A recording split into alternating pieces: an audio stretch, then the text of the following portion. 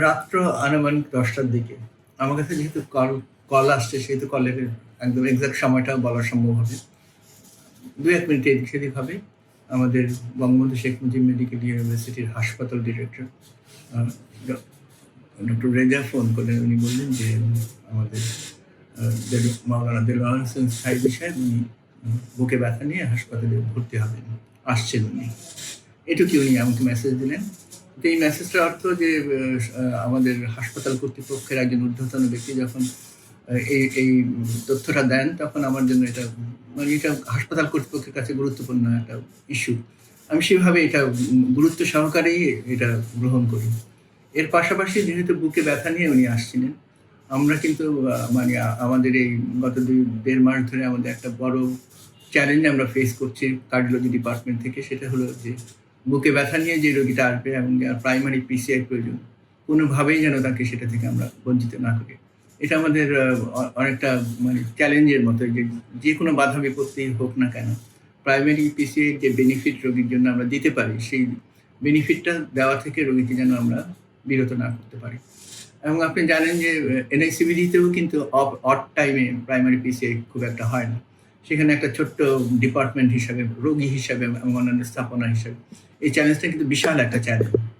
কিন্তু এই চ্যালেঞ্জের জন্য যেহেতু আমরা আমরা আমরা চ্যালেঞ্জটা খুব ভালোভাবে গ্রহণ করেছিলাম, সেহেতু আমাদের মধ্যে কিন্তু আমাদের ছাত্রদের মধ্যে এবং আমাদের ফ্যাকাল্টিদের মধ্যে আমরা একটা জোর প্রচারণা চালাই যে কোনো ব্যক্তি যেন ব্যথা নিয়ে আসে, তাকে যথাসম্ভব তাড়াতাড়ি সময় আমরা প্রাইমারি পিসিআই দিতে সামর্থ্য হই।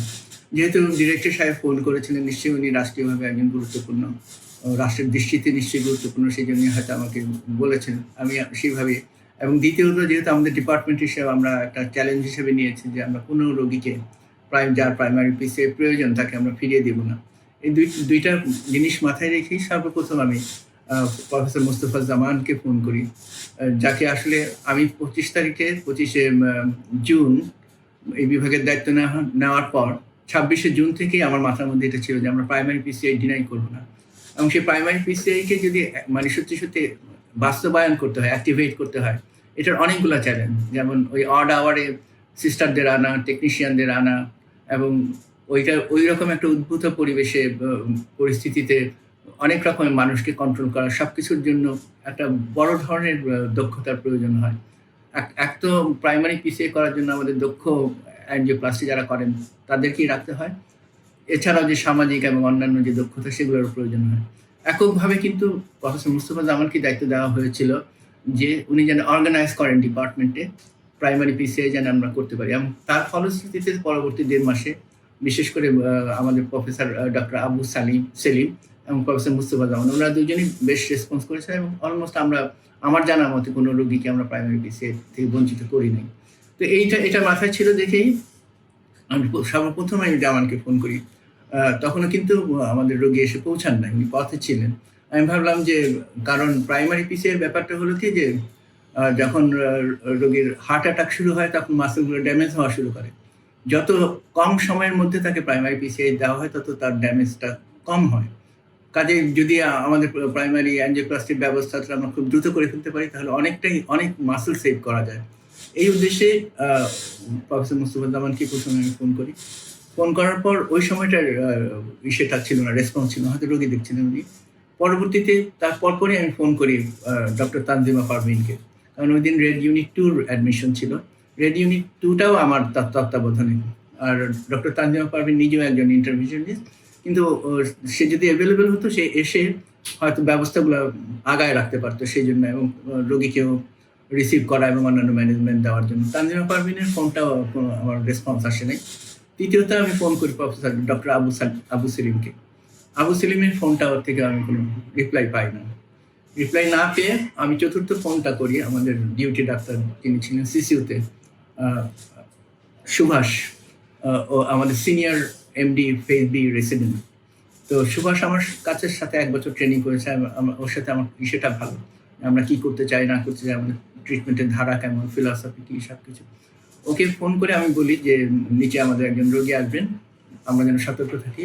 এবং যেহেতু সে ভিনদেশী একজন মানুষ, ল্যাঙ্গুয়েজের সমস্যা থাকতে পারে, সেই জন্য ওর সাথে যে ডাক্তার, আমি বলছি তোমার সাথে যে ডাক্তার ডিউটিতে আছেন, সে যেন নিচে প্রথমে অ্যাটেন্ড করেন, তোমাকে যেন খবর দেন, এবং ওর ফোনটাও আমি আমার কাছে যেন ইসে করে রাখে, টেক্সট করে রাখে, যাতে সুভাষকে যদি ব্যস্ত পাই আমি, তাহলে আশরাফ হচ্ছে ডক্টরের নাম, আশরাফকে যেন আমি পাই, যাতে আমি এটা অপারেট করতে পারি।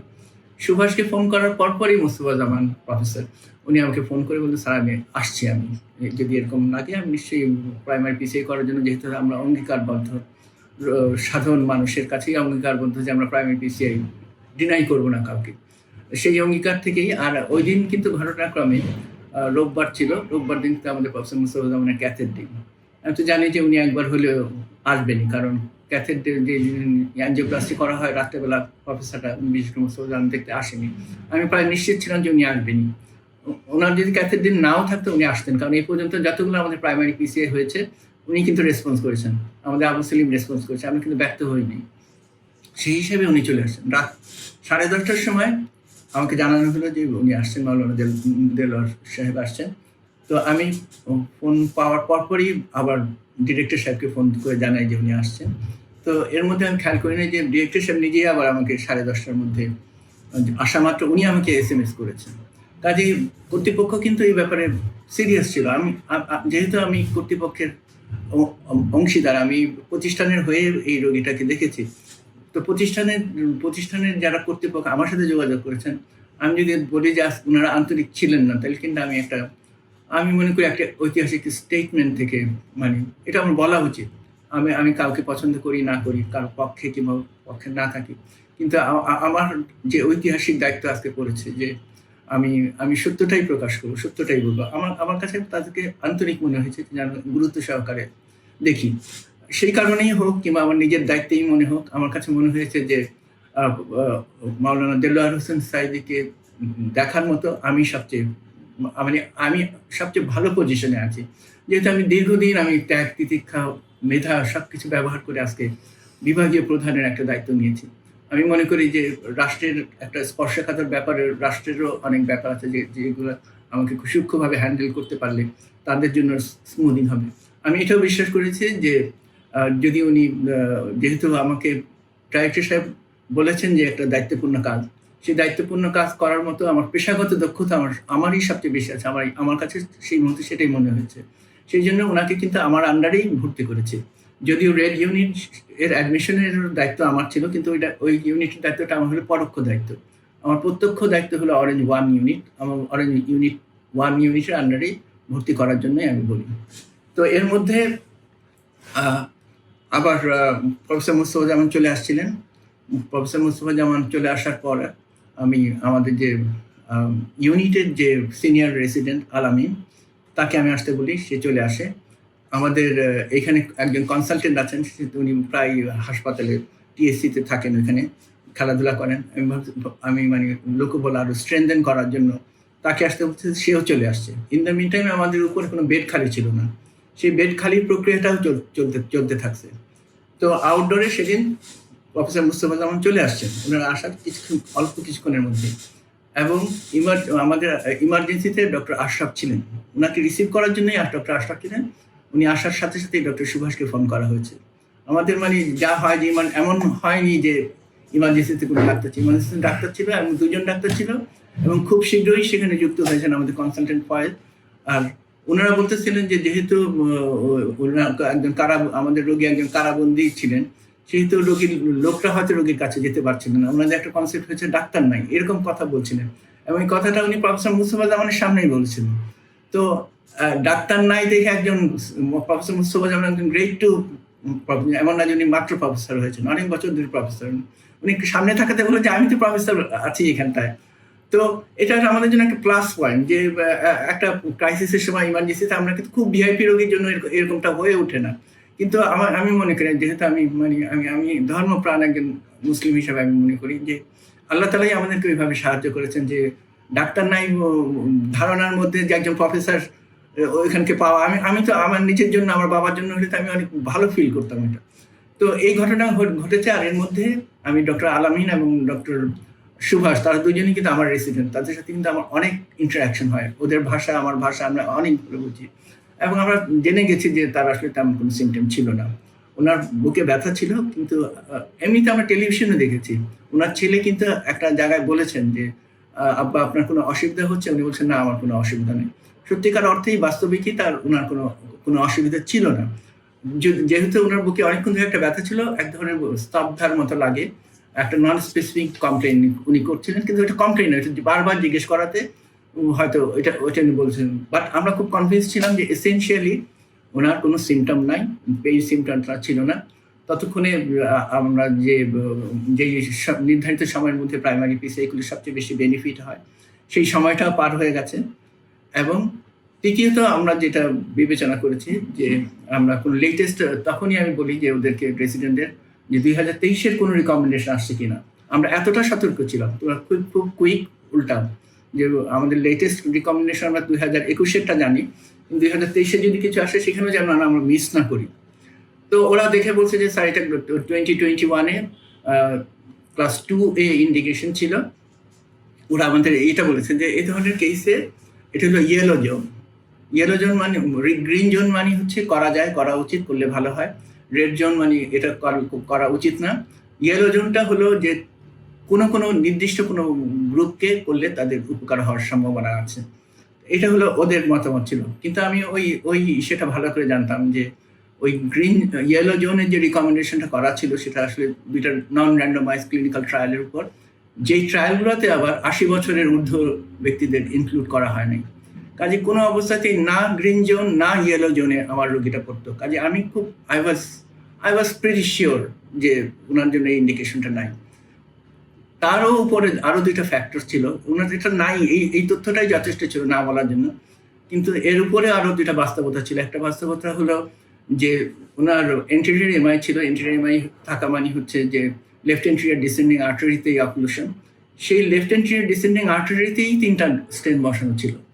কাজে উনি যদি নির্ধারিত সময় আসতেন, ওনার যদি ইন্ডিকেশন থাকতো, তবুও আমি মনে করি পৃথিবীর অন্যান্য দেশের অন্যান্য ইন্টারভেনশনে 10 বার চিন্তা করতেন যে এটাকে ওনারা সেই মুহূর্তে ইন্টারভেন করতে। ওইটা আমি পরের কথা, ওইটা যদি 3টা স্টেন্ট নাও থাকতো তবু ওনার ইন্ডিকেশন গ্রিন জোন কিংবা ইয়েলো জোনও ছিল না। এবং আরও একটা ফ্যাক্টর ছিল, সেটা হলো যে ওনার ডায়াবেটিস, বেসলাইন ডায়াবেটিসটা ছিল একটু বেশি। বেসলাইন ডায়াবেটিসের পেশেন্টের পিসিআই করলে সেটা আউটকামটা রিলেটিভলি খারাপ। মানে অজস্র প্রমাণ ছিল যে এটা করার পক্ষে কোনো রকম যুক্তি ছিল না, কিন্তু মতামতেরও প্রয়োজন ছিল না। যার জন্য কোনো মতামত, আমি আমাদের সিনিয়র রেসিডেন্টদের সাথে আলাপ করছি এবং মুস্তফা জামান তখন সে সাক্ষাৎ রোগী দেখেছে এবং তার নিজস্ব একটা অ্যাসেসমেন্ট, প্রফেসর মুস্তফা জামান উনি বোনাফাইড ইন্টারভেনশনালিস্ট। ওনার বিদেশে প্রশিক্ষণ করা আছে, একাধিক জায়গায় বিদেশে প্রশিক্ষণ করা আছে, অনেকগুলো আন্তর্জাতিক সম্মেলনে উনি ওনার কেস প্রেজেন্ট করেন। উনিও বলেছেন যে আমাকে স্যার এটা মানে ইন্ডিকেশন নাই, আমরা এটা না করলেই ভালো করব। তো এই ব্যাপারে আমাদের কোনো মতামত বোর্ড কোনো কিছুর প্রয়োজন ছিল না। একটা চিকিৎসার যখন 2টা অপশন থাকে, কিংবা একটা চিকিৎসা যদি একটা গ্রে জোনেও থাকে, তবুও মতামত কিংবা বোর্ডের প্রয়োজন হয়। কিন্তু যেটা রেড জোনে থাকে, কোনো পরিষ্কার একটা ইস্যু থাকে, কিন্তু মতামত, তা সত্ত্বেও আমরা আমাদের কনসালটেন্ট, আমরা প্রফেসররা এবং আমাদের সিনিয়র রেসিডেন্টরা সবাই মিলে আমরা সিদ্ধান্ত নিই যে আমরা এটা করবো না। এবং না করার পক্ষে কোনো রকম যুক্তিই না, এভিডেন্স বেসড মেডিসিন যদি আমরা প্র্যাকটিস করি।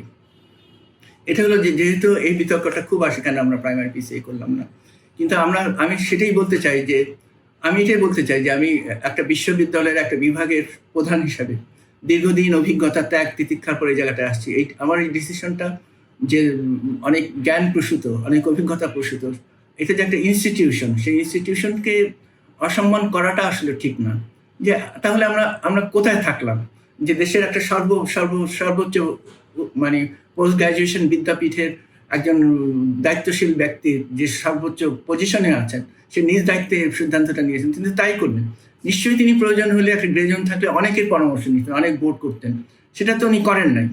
আমি বাস্তবতার খাতিরে বলছি, একদম খুব পারফেক্ট প্রফেশনালিস্ট হিসেবে বলতেছি যে আমার যা করণীয় ছিল আমি তাই করেছি। এর মধ্যে কোনো বাহুল্যও করতে চাইনি, কোনো রকম কমও করতে চাই না। I was so confident the decision was right.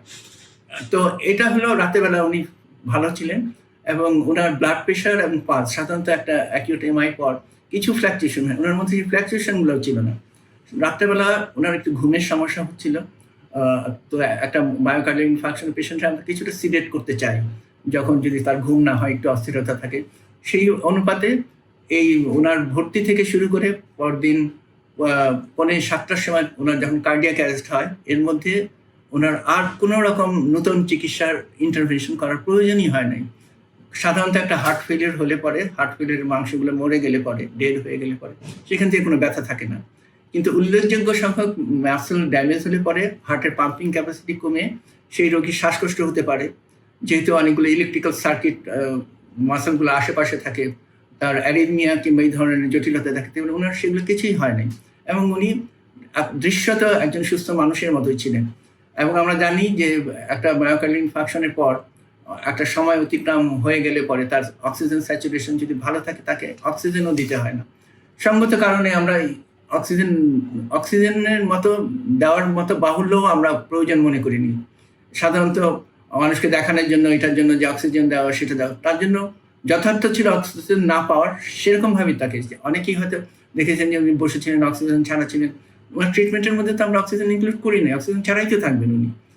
তো এই অবস্থায় পরদিন সকালে উঠে আমি আসলে ওই দিন রাত্রে 2টার সময় সর্বশেষ সুভাষের সাথে কথা বলি।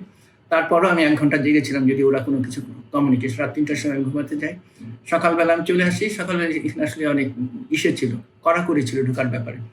আর ভাইস চ্যান্সেলর সাহেব অন্য একটা মিটিংয়ে আমাকে নির্ধারিত সময়ে ICDDR বিষয়ে একটা মিটিং ছিল। আর এছাড়া আমি মনে করেছি যে ভাইস চ্যান্সেলর সাহেবকে জিনিসটা অবহিত করা। তো ওনাকে তখন ওই মর্নিং যে মিটিংটা হয় আমাদের ভাইস চ্যান্সেলর, সেখানে সব প্রফেসররা থাকেন, প্রশাসনের বড় বড় কর্মকর্তা, সবার সামনে আমি বলেছি যে উনি ভর্তি হয়েছেন, ওনার মায়োকার্ডিয়াল ইনফাকশন হয়েছে, ওনাকে আমরা CCUতে রেখেছি, এবং কন্ডিশন স্টেবল, আমরা চিকিৎসা করতেছি। ভাইস চ্যান্সেলর এটা শুনেছেন এবং বলেছেন যে আপনি আপনার মতো চিকিৎসা করেন। তো আমি মিটিং শেষ করে যখন আমার রুমে আসলাম, তখন এই রুমের মধ্যে আসলে উনি যেহেতু একজন রাষ্ট্রীয় গুরুত্বপূর্ণ ব্যক্তি, ওনার সিকিউরিটির ব্যাপারে খুব বেশি সিকিউরিটির প্রয়োজন ছিল কিনা জানি না, কিন্তু গোয়েন্দা সংস্থার লোকরা ক্যামেরা ট্যামেরা ইত্যাদি ফিট করতেছিল। আমার রুমটা আসলে অকুপাইড হয়েছিল ওনাদের।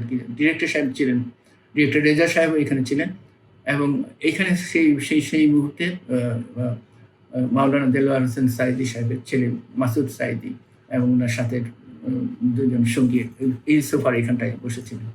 তো আমাকে ব্রিগেডিয়ার সাহেব বললেন যে ওনারা মাওলানা দেলোয়ার হোসেন সাইদি সাহেবের ছেলে।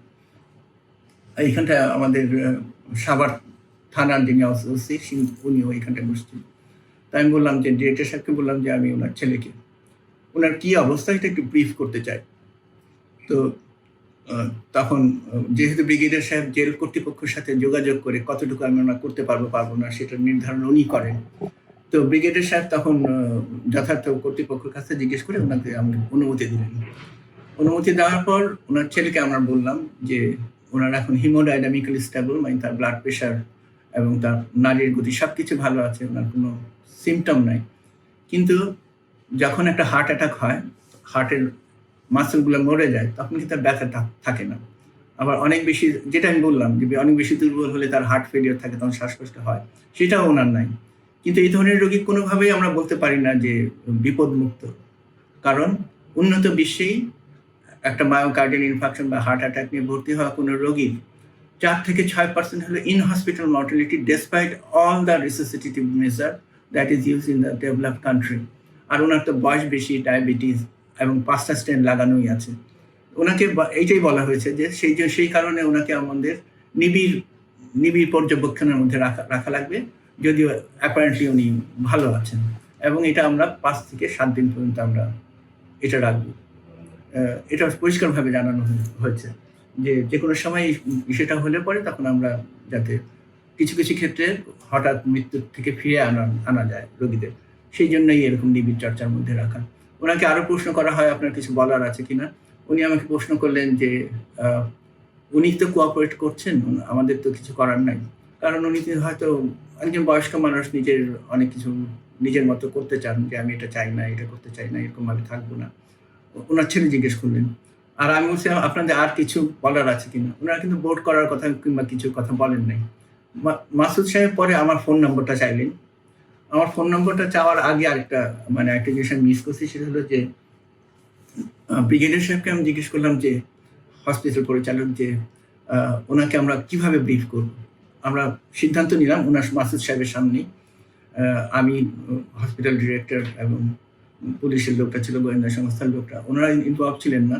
কিন্তু আমরা ওনার সাথে এইটা সিদ্ধান্ত নিলাম যে প্রতিদিন সকালে ওনাকে মাওলানা দেলোয়ার হোসেন সাঈদী সাহেবের শারীরিক অবস্থা সম্পর্কে আমরা একটা ফর্মাল ব্রিফ করব। কারণ আমাদের এই বিশ্ববিদ্যালয় কর্তৃপক্ষ চান যে আমরা যেন একটা কর্তৃপক্ষই থেকে রোগীদের সাথে যোগাযোগ করা হয়, যাতে তারা একটা অথেন্টিক নিউজ পান। তারপর উনি চলে যাওয়ার পর আমি নিচে রোগী দেখতে যাই, এবং আমার সাথে আমাদের সিনিয়র রেসিডেন্টরা ছিলেন। এর মধ্যে আমাদের অন্য যারা আমার ইউনিটে কিন্তু আরও 2 জন অ্যাসোসিয়েট প্রফেসর আছেন, এবং আমাদের অন্যান্য কলিগরাও, তারা সাধারণত একটা রোগী খারাপ হলে পরে একটা চোখ রাখে কিংবা খবর রাখার চেষ্টা করে। নিচে যাওয়ার পর আমি ওনাকে থরো এক্সামিনেশন করি। ক্লিনিক্যাল এক্সামিনেশনটা আমি নিজের হাতে পারকাশন থেকে শুরু করে অসকালটেশন পুরাটা ওনার সাথে অনেক যত্ন নিয়ে করি। এবং আমাদের ইকো রুমের থেকে মেশিনটা নিয়ে আসা হয়। আমাদের বেড সাইড ইকোটা নষ্ট এখন, কিন্তু বিশাল ইকো মেশিনটা ওইখানটা নিয়ে এসে আমি নিজের হাতেই ওনার ইকো করি। সেই সময়টা উনি একেবারেই সুস্থ ছিলেন, এবং উনি চাচ্ছিলেন যে ওনার নিজের মতো জায়গায় নিজের ইবাদত করতে। ওইখানে বলতে আমি তো সুস্থ আছি, আমি নিজের জায়গায় যাই, নিজের জায়গা মতো, মানে এরকম বয়সে যাওয়া হয় আর কি, নিজের জায়গায় অজু করতে চায়, নামাজ পড়তে চায়, এরকম। তিনি আমার হাত ধরেই ছিলেন, যাইতে চাচ্ছিলেন আর কি, বলছিলেন যে আমার নিজের জায়গায় আমি হয়তো নামাজ রোজা ঠিক মতো পড়া যাবে। তো আমি এটা সব রোগীর জন্যই আমি এটা মনে মনে বলি যে রোগী দেখার আগে আমি খুব অল্প রোগী তো দেখি বাইরে হাসপাতালের ভিতরে, আমি সবসময় আমি আল্লাহর কাছে এই সাহায্য চাই যে যেন আমার দ্বারা রোগীর কোনো ক্ষতি না হয়। তো আমি ওনাকে সেটাই বললাম যে আমি কিন্তু আল্লাহর সন্তুষ্টির জন্য চিকিৎসা করি। এখন আল্লাহ তাআলা আমাকে যে বিদ্যা দিতেন সেই জ্ঞানে বলে যে আপনাকে 5 থেকে 6 দিন এখানে একটু নিবিড় পর্যায়ে থাকা লাগবে। তো উনি এই কথাটা আমাকে ওনাকে 3 বার বলতে হয়েছে, কারণ 3 বার উনি বলছেন যে আমি তো ভালো আছি এখন। এবং ওইখানে আমরা আলোচনা করি বিশেষ করে যে যেহেতু সিকিউরিটির কারণে এখানে আমাদের প্রফেসররা ঠিক মতো মুভ করতে পারছে না। আমরা ক্যাথ ল্যাবে কাজ করতেছিলাম, সেই কাজটা বন্ধ করে দিতে হয়েছে। খুব জরুরি কিন্তু ক্যাথ ল্যাবের কাজ, সিকিউরিটির কারণে, কারণ বাইরের লোক এখানে আসতে পারবে না। সেহেতু ওনাকে স্পেশালাইজ হাসপাতালে নিলে এই হাসপাতালের চিকিৎসাটা, বাকি রোগীর চিকিৎসাটা নির্বিঘ্নে হয় এবং অন্যান্য কাজ আমরা করতে পারি। এবং স্পেশালাইজ হাসপাতালটা যেহেতু একটা উন্নত ধারণা করা হয়, কিন্তু আমরা চিন্তা করলাম যে স্পেশালাইজ হাসপাতালের চেয়ে অনেক বেশি লোক বল আমাদের এখানে আছে। আমাদের সিসিউর সাথেই একটা ইন্টেন্সিভ কেয়ার ইউনিটের মতো আছে, যেখানে ভেন্টিলেশন আছে। সবচেয়ে ভালো চিকিৎসাটা ওনার এখানে আমাদের চোখের সামনে হবে। সেই জন্য অন্যদের অসুবিধা হওয়া সত্ত্বেও আমরা ওনাকে এখানে রাখার সিদ্ধান্ত নিই। এবং আমি ওনার একটা সমস্যাই ছিল, যে সমস্যাটা আমাদের অন্যদের সাথে শেয়ার করার প্রয়োজন ছিল, সেটা হলো ওনার ডায়াবেটিস। এছাড়া ওনার অন্য কোনো অর্গান ইনভলভ ছিলেন না। এবং একটা কথা যেটা আমি বলতে ভুলে গেছি, সেটা ওনার ছেলে মাসুদ সাহেব জিজ্ঞেস করেছিলেন যে ওনার অন্যান্য অর্গানগুলো ভালো আছে তো। তো আমার কাছে মনে হচ্ছে হি ইজ কোয়াইট লার্নেড। একজন রোগীর ভালো মন্দ সম্পর্কে এতটা যে জিজ্ঞেস করতে পারে, সাধারণত একটা মাল্টি অর্গান ডিফেক্ট থাকে। আমি বলছি না, অন্যান্য সব অঙ্গ প্রত্যঙ্গ ওনার ভালো আছে, ওনার ডায়াবেটিসটা আনকন্ট্রোল। তো ডায়াবেটিসের জন্য আমাদের আগে যে এন্ডোক্রাইনোলজি ডিপার্টমেন্টের প্রাক্তন চেয়ারম্যান, উনি বাংলাদেশের সব মানে প্রবীণতম ডায়াবেটোলজিস্ট, ওনাকে আমরা রেফার করি। এবং উনি নিচে রোগীকে দেখার পর উনি এবং আমিও দেশের প্রথম 3 জন ডায়াবেটোলজিস্টের মধ্যে একজন। বলতে গেলে আমরা 2 জন ডায়াবেটোলজিস্ট বসে, কারণ ডায়াবেটিসের ইস্যুটা ছিল আমাদের জন্য মূল ইস্যু ওই রাইট অ্যাট দ্যাট ডে। অন্য সবগুলো ইস্যু ছিল খুব সিম্পল, যে কোনো কেউ চিকিৎসা করতে পারতো। আমরা যেমন ওনার ইনসুলিনটা কীরকমভাবে দিব, ওনার ব্লাড সুগারটা কী লেভেলে থাকবে, ওনার খাবারের জন্য কি করা যায়, খাবারের সাথে ইনসুলিন বিস্তারিত আলাপ করি। তো আমি ব্যক্তিগতভাবে মনে করি কি, একটা বোর্ড না হলেও একটা রোগীর ভালোর জন্য যা করার তার সর্বোচ্চটাই আমরা করার চেষ্টা করেছি।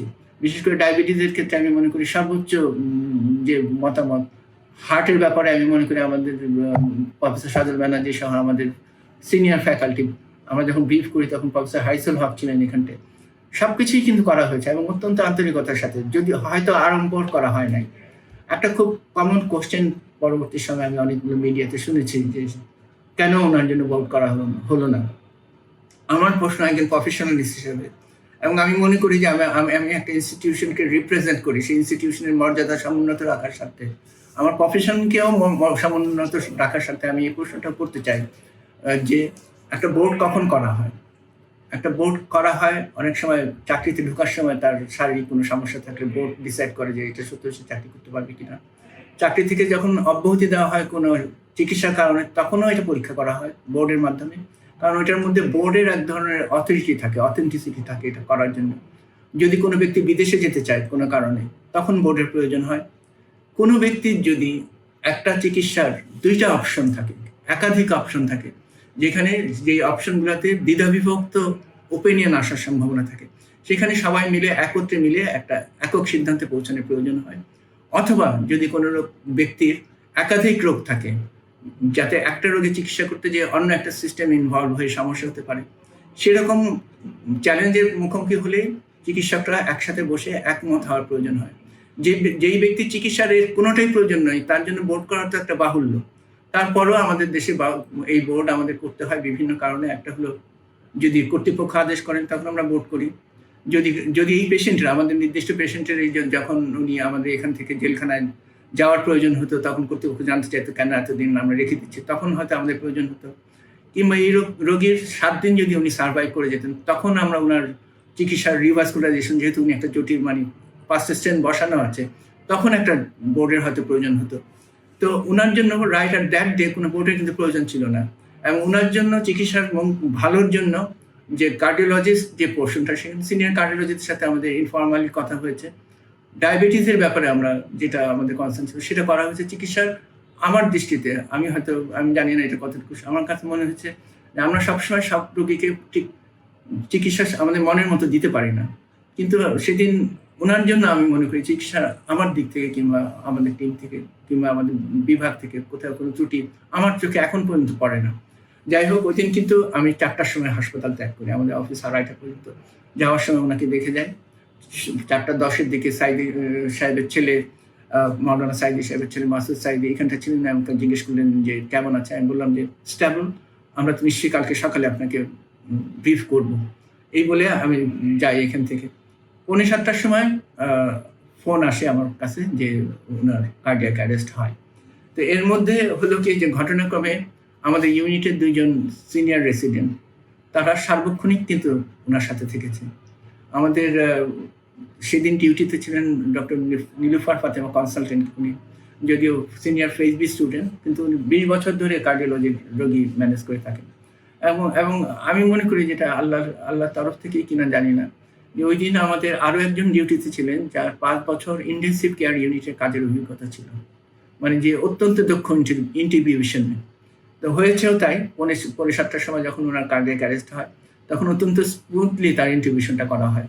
এবং যেহেতু সাধারণত কার্ডিয়াক অ্যারেস্টের জন্য যে লাইফ সাপোর্টটা, বেসিক লাইফ সাপোর্টটা দেওয়া হয়, জেনারেলি সেটার জন্য কিন্তু ওপিনিয়ন নেওয়ার সময় থাকে না, কনসেন্ট নেওয়ার কিন্তু, এবং এটা অ্যাপ্রুভ যে বেসিক লাইফ সাপোর্ট যেটা দেওয়া হয় কার্ডিয়াক অ্যারেস্ট পেশেন্টের, তাদের কিন্তু প্রয়োজন পড়ে না কনসেন্ট নেওয়ার। তবুও ওই সাপোর্টটা দেওয়ার সাথে সাথে তার কারা কর্তৃপক্ষ যেহেতু তার গার্জিয়ান, ওইখানকার একজন অ্যাসিস্ট্যান্ট জেলার, ওনার মতামত নেওয়া হয় যে আমরা ওনাকে লাইফ সাপোর্টের যে basic life support, advance life সাপোর্টের ব্যাপারগুলো মেনটেন করি।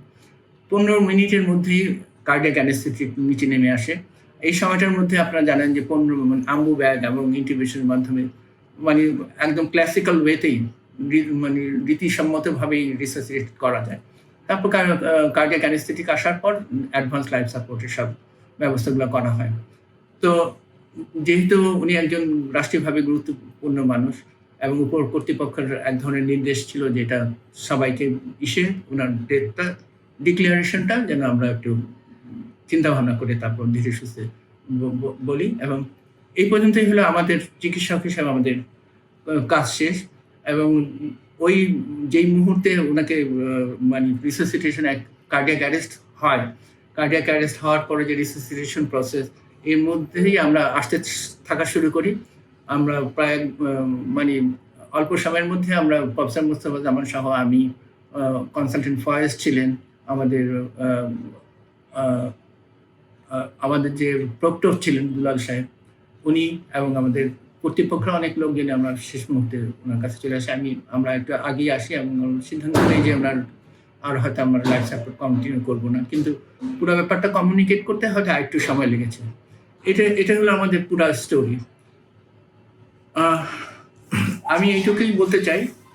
তারপরে যে ঘটনাগুলো আছে ওনার পোস্টমর্টেম কিংবা অন্যান্য যে ব্যাপার, সেগুলো তো আমার আসলে বলার বিষয় না। কিন্তু আমার মনে এটা আমি ঠিক অফিসিয়াল না, আনঅফিসিয়ালি আমার আপনার কাছে একটু বুঝতে চাই, সেটা হলো যে ভাবতে চাই, সেটা হলো যে একজন কারাবন্দী মানুষ তো তার যদি মৃত্যু হয়, জনগণের মনে প্রশ্ন থাকেই যে সেই মৃত্যুটা স্বাভাবিক কিংবা তাকে বিষ প্রয়োগ করে মারা হয়েছে কিনা। এটা ঐতিহাসিকভাবে আমাদের দেশে, বিশেষ করে আমাদের এই অঞ্চলে আমরা ছোটবেলা থেকে দেখে আসছি, এই প্রশ্নটা আসছে। এবং সেক্ষেত্রে একটা পোস্টমর্টম হলে পরে কিন্তু সমস্যাটার সমাধান। পোস্টমর্টমের ব্যাপারে তো আমরা এখানে বসেছিলাম, আমরা চাইছি যে ওনার ডেড বডিটা নিয়ে যাওয়ার পর ওনার একটা রাষ্ট্রীয় একটা ব্যাপার আমরা গুরুত্ব সহকারে, প্রফেসর মুস্তফা জামান এখানে ছিলেন, তো সমস্ত ব্যাপারে। এবং আমি বলবো কি, প্রথম দিন এসে যেই মুহূর্তে তারা বলছিল ডাক্তার কিন্তু ছিল ভিতরে, সেখানে একজন প্রফেসর ওনারা চাক্ষুষ দেখতে পেয়েছেন, ওনাদের সাথে আন্তরিকতার সাথে দেখা করেছেন। আমরা মনে করি যে একজন রোগীর মাসেল ড্যামেজ হবে মনে করে একজন প্রফেসর অনেক আগে এসে বসেছিলেন। আমাদের আন্তরিকতা প্রকাশ করার তো আর কিছু প্রয়োজন হয় না এটা দেখানোর জন্য যে তাকে একটা আধুনিক চিকিৎসা দেওয়ার জন্য আমরা কিভাবে প্রস্তুত ছিলাম। অন্য কিছু তো প্রমাণ, এই প্রমাণ তো তারা জানেনি, মিডিয়াতে প্রমাণটা আছে। এবং উনি যে একটা স্টেবল পেশেন্ট ছিলেন এবং একটা নির্ধারিত সময়ের পরে আসছেন, সেটাও তো একটা প্রমাণিত সত্য। এগুলো কিন্তু প্রমাণ করার প্রয়োজন হয় না, বারবারই প্রমাণিত হয়েছে, ওনারা নিজেরাও বলেছেন, নিজেরাও জানেন, সব কিছু জানেন। এবং তারপরে যে বলাও হয়েছে যে একজন স্টেবল পেশেন্টের হাসপাতালে কেন 6-7 দিন রাখা হয়, কারণ তার একটা কার্ডিয়াক অ্যারেস্ট হওয়ার সম্ভাবনা থাকে। এমন অনেক রোগী আছে ছুটি হওয়ার পর 3 দিন পরও তার কার্ডিয়াক অ্যারেস্ট হয়। সেই ব্যাখ্যাটাও তাদের কাছে করা হয়েছে। কার্ডিয়াক অ্যারেস্টের সময় যে অর্থোডক্স যে ট্রিটমেন্টটা আল্লাহর অশেষ মেহেরবানিতে, সেটাও সুন্দরভাবে করা হয়েছে। তারপর থেকে যে প্রশ্নটা আসে যে এই ওনার চিকিৎসার সাথে যারা যুক্ত ছিলেন, আমার ইউনিটের অন্তত 8-10 জন ডাক্তার, তার মধ্যে 4 জন তো দিনরাত্রই ছিলেন। তো এতটা যত্ন করে চিকিৎসা অনেক ভিআইপি রোগীদের ভাগ্যে হয় না, ভিআইপি রোগীদের ভাগ্যে এরকম চিকিৎসা হয় না। ওই চিকিৎসাগুলোতে অনেক ভিআইপি ডাক্তাররা ইনভলভ হয়ে চিকিৎসাটা আসলে অন্যরকমই হয়ে যায়। তারপরেও কিন্তু আমরা এখন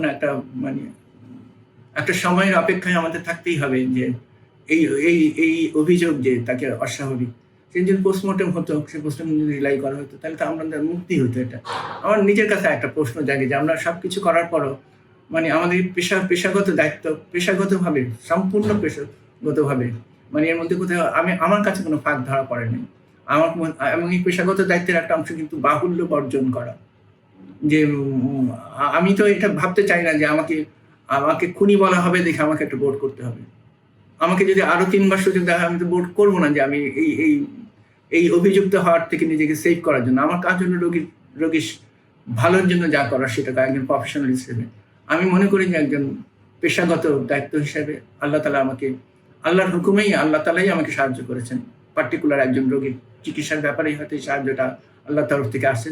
আমার ধারণা মতে আমার চোখে কিছু পড়ে না, যেটা আমরা অবহেলা তো দূরের কথা, কোনো প্রফেশনাল জায়গায় কোথাও ঘাটছিল। আগের স্টেজিংটা আসলে ইব্রাহিম কার্ডিয়াক সেন্টার কিংবা আমাদের দেশে যে সমস্ত কার্ডিয়াক সেন্টার আছে, আমরা জানি যে স্কোয়ার হসপিটাল, ইউনাইটেড হসপিটাল, আমরা জানি যে এভার কেয়ার হসপিটাল এবং হার্ট ফাউন্ডেশন, সব হাসপাতালগুলোতেই কিন্তু প্রচুর পরিমাণে কার্ডিয়াক ইন্টারভেনশন হয়। ওনাদের ওই সমস্ত হাসপাতালগুলোতে হৃদরোগের প্রধান চিকিৎসাটাই কিন্তু ইন্টারভেনশন কেন্দ্রিক, বাইপাস সার্জারি এবং ইন্টারভেনশন। স্বভাবতই যে তাদের যে সেট আপটা, তাদের প্রস্তুতি, এই সমস্ত হাসপাতালে, একটা সরকারি হাসপাতাল যেমন আমি যতটুকু জানি national institute of cardiovascular disease 1300 পেশেন্টের একটা কার্ডিয়াক হাসপাতাল, সেখানে কিন্তু সেট আপটা প্রাইমারি পিসিআই সবসময় করার জন্য প্রস্তুত না।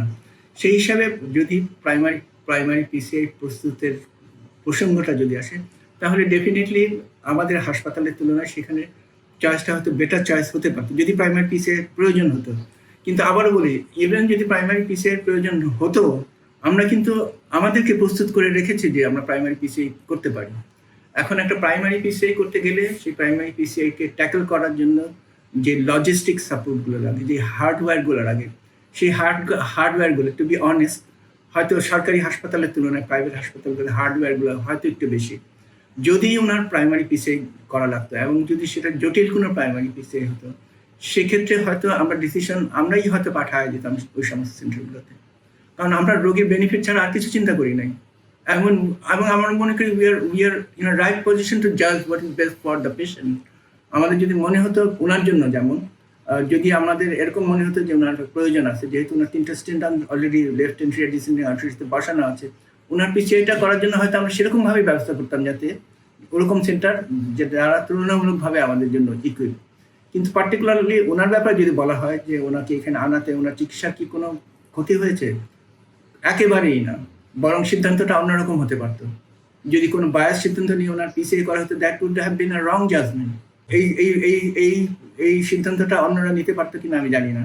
উনি যদি বেঁচে যেতেন, তারপর ওনার অ্যাঞ্জিওগ্রাম লাগবে কিনা সেই সিদ্ধান্তটা অন্যরা নিতে পারতো না, আমরা নিতে পারতাম। আর ওনাকে যেই নিবিড়ভাবে ওনাকে দেখা হয়েছে, সেই সেই সুযোগটা কিন্তু অন্য জায়গায় হতো না। একটা জিনিস, এটা ঠিক প্রফেশনালিজম নিয়েই কথা বলছি আমি, কিন্তু একটা কথা তো সত্যি যে উনি একজন ধর্মীয় ব্যক্তিত্ব ছিলেন। আমাদের দেশের অনেক ধর্মপ্রাণ মানুষ আছেন যারা তাদের ওই অনুভূতি নিয়েও ওনাকে সেবা করেছেন। এই এই এই প্রাপ্তিটাও ওনার হতো না। এটা যদিও চিকিৎসক হিসেবে আমার বলা উচিত না, কিন্তু এটা মানুষের কিছু বাস্তবতা থাকে, সেই বাস্তবতাটা বুঝতে হয়। একটা প্রাইভেট হসপিটালে অনেকের সেবায় অংশগ্রহণ করার সুযোগ থাকে না।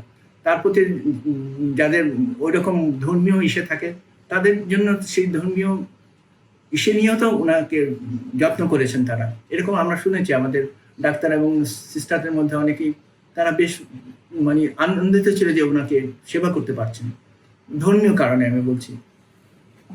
আমি সামান্য বিশদভাবে যদি এই জিনিসটাকে বলার চেষ্টা করতে পারি, কারণ আপনি জানেন একজন চিকিৎসক যখন সে অধ্যাপক হয়ে যায়, বিশ্ববিদ্যালয়ের অধ্যাপক হয়, একজন বিশ্ববিদ্যালয়ের অধ্যাপক কিন্তু তার যে প্রফেসিটা সেটা কিন্তু সমাজকেন্দ্রিক হতে পারে।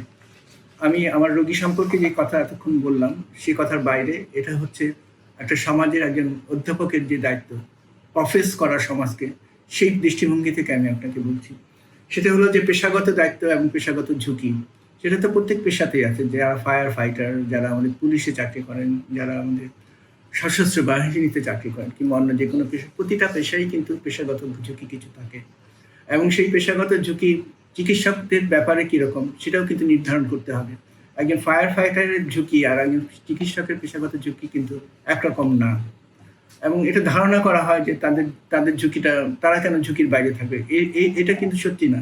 কোভিড পিরিয়ডে যেটা ধারণা করা হয়েছিল, বিশ্বব্যাপী এই স্লোগানটা খুব স্ট্রং ছিল চিকিৎসকদের পক্ষ থেকে, যে রোগীর সাথেও চিকিৎসককে মরে যেতে হবে, ব্যাপারটা তা না। এটা যুদ্ধের ময়দানে এটা হতে পারে, চিকিৎসককে একটা নির্দিষ্ট পরিমাণে সেফটি মেনটেন করে তার সেই চিকিৎসাটা দিতে হয়। এটাই হলো বিধান, এটাই হলো নিয়ম। তো আমাদের দেশের চিকিৎসকরা সেই তুলনায় অতিরিক্ত ঝুঁকির সম্মুখীন, কারণ এটা হলো যে এই সমাজটাই তো আসলে সঠিকভাবে বিন্যস্ত না। সমাজের মধ্যে অসম্ভব রকমের অসঙ্গতি, আমাদের মিডিয়া বলেন কিংবা অন্য জুডিশিয়াল সিস্টেম বলেন কিংবা যে কোনো সিস্টেমগুলোতে বলেন, সেখানটায় আমরা মানে যেখানে খুব বেশি সংগতিপূর্ণ একটা সমাজ থাকে, সেখানে কিন্তু সবকিছু অনেক সিকিউর থাকে। তো যেখানে সমাজটাই অনেক বেশি অস্থির, অনেক বেশি অন্যরকম, সেখানে কিছু বাড়তি ঝুঁকি তো আমাদের পড়তেই হবে, সেটা আমাদের হয়তো মেনেও নিতে হবে। আমি মনে করি যে প্রফেশনালিজমের যদি আমরা মনে করি যে সত্যি সত্যি আমরা তার সত্ত্বেও সব কিছু ঝুঁকির সত্ত্বেও, জীবন তো একটাই, কিন্তু আবার জীবনটা অনেক দীর্ঘদিনের না, অল্প দিনের জীবন। সেই জীবনটা আসলে মানুষের প্রফেশনাল দায়িত্বটা তাকে অনেক কঠিন চিত্তে, দৃঢ়চিত্তেই করা উচিত। হতে পারে তার জন্য অনেক সমস্যা আসতে পারে, অনেক কষ্ট আসতে পারে, অনেক জেল জুলুম কিংবা ধরেন আদালতের আঙিনায় যেতে হতে পারে, কিন্তু সেই প্রফেশনাল ইস্যু থেকে তাকে পিছায় যাওয়ার সাহসটা আসলে থাকতে পারলে ভালো হয়। কিন্তু আমি ব্যক্তিগতভাবে আমি বলতে পারবো, আমার এই ঘটনার পর আমার আত্মীয় স্বজন অনেক শঙ্কিত থেকেছেন।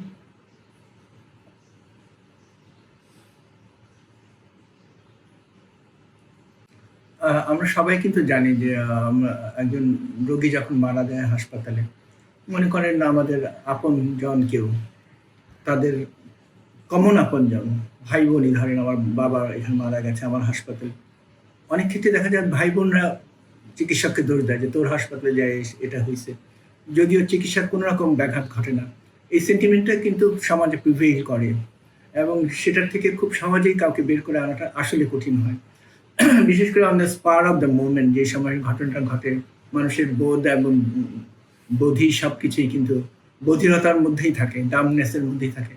এটা একটা জিনিস। আর দ্বিতীয় হলো যে অনেক অনেক স্পষ্ট সহজ কথা কিন্তু অনেক বক্রভাবে হয়ে যায়। একটা এক্সাম্পল আমি আপনাকে বলি, যেমন আমরা ব্যাখ্যা দিয়েছি যে একটা হার্ট অ্যাটাকের রোগীর, তাকে হাসপাতালে থাকা অবস্থায় 6% ক্ষেত্রে তার হঠাৎ করে স্থবির হয়ে যেতে পারে, তার হৃৎপিণ্ড মারা যেতে পারে, সে একেবারে সুস্থ মানুষ। যখন এই কথাটা বলা হয় কমিউনিটিতে, তখন বলা হয় ও তাহলে তাদের প্ল্যানটাই ছিল যে মেরে তুমি মারাতে যাবে, আগের থেকে সেই গ্রাউন্ডটা তৈরি করেছিল।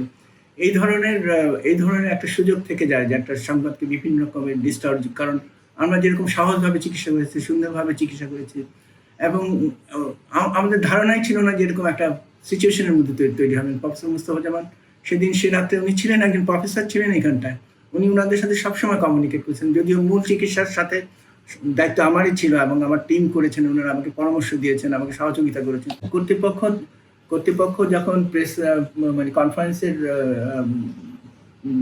বাদ দিয়ে যখন ওনারা একটা প্রেস নোট দেন, তখন তো ওনাদের স্বাভাবিক একটা প্রশ্ন ছিল, এটা তো রোগীর পক্ষ কিংবা রোগীর দলের থেকে কিংবা কারো পক্ষ থেকে তো আমাদের কোনো অভিযোগ আসে নাই, কেন আমরা শুধু মিডিয়া, বিশেষ করে সোশ্যাল মিডিয়া, কোনো মেজর ন্যাশনাল মিডিয়াতেও এরকমভাবে কোনো কিছু আসে নাই, নিউজ পেপার কিংবা প্রিন্ট মানে ইলেকট্রনিক যে মিডিয়াগুলোতে এরকম কোনো অভিযোগ আমাদের বিরুদ্ধে আসে নাই যে আমরা একটা প্রেস কনফারেন্স করে সেটা খণ্ডন করব।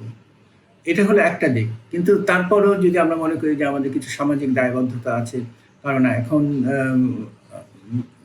ইউটিউব কিংবা অন্যান্য মিডিয়াগুলো অনেকটা স্ট্রং মিডিয়া এবং সেখান থেকে মানুষ অনেক কিছু জানতে চায়, অনেক কিছু তাদেরকে প্রভাবিত করে, সেই দায়িত্ব থেকে আমাদের বিশ্ববিদ্যালয় কর্তৃপক্ষ কিছু বলতে পারতো, কিন্তু সে বলাতে হয়তো কনফিউশনটা আরো বেড়ে যেতে পারতো কিংবা ভুল ব্যাখ্যা হওয়ার সুযোগ অনেক বেশি ছিল। সেই জন্য হয়তো শেষ মুহূর্তে ওই কারণটাকেও ইগনোর করা হয়েছে।